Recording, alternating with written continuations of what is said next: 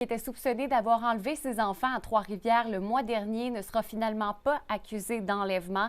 Elle sera plutôt réhabilitée. Bienvenue au Vidéo Journal.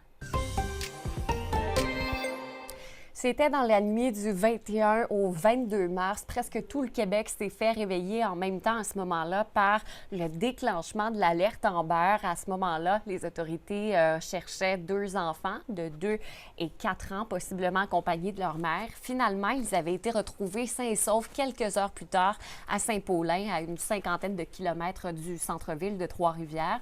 Depuis ce temps-là, la mère a été relâchée sous promesse de comparaître. Sa comparution, c'était hier et il n'y a finalement aucune accusation criminelle qui n'a été déposée contre elle.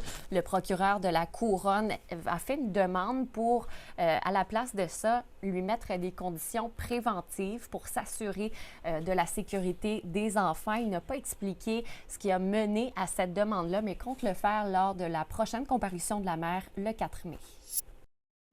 On veut se le dire, il y a des rues qui font dur à Trois-Rivières depuis la fin de l'hiver. Il faut parfois naviguer entre ce qui ressemble à des cratères pour être sûr de ne pas abîmer sa voiture. Bien là, c'est le moment qu'a choisi la ville de Trois-Rivières pour dévoiler son grand plan de pavage pour la saison estivale. Et là, cette année, entre mai et octobre, il y aura 45 rues qui seront refaites. Parmi celles-là, on retrouve des tronçons du boulevard des Forges, du boulevard Thibault, de la rue Royale et de la rue Pie-XII. Vous pourrez retrouver la liste complète sur le site de la ville de Trois-Rivières.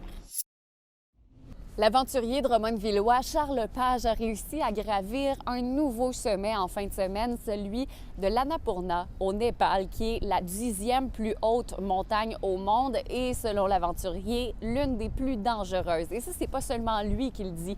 Les statistiques le montrent. Le taux de mortalité de l'Annapurna se situe généralement entre 25 et 30 %. C'est extrêmement élevé lorsqu'on compare au moins de 2 % du mont Everest. Ça, il l'a fait cette montée-là, oui, pour l'amour du sport, mais aussi pour une bonne cause. Il amasse de l'argent pour Enfants Soleil et a réussi, là, avec cette dernière montée, à amasser 12 500 $ sur un objectif de 32 000.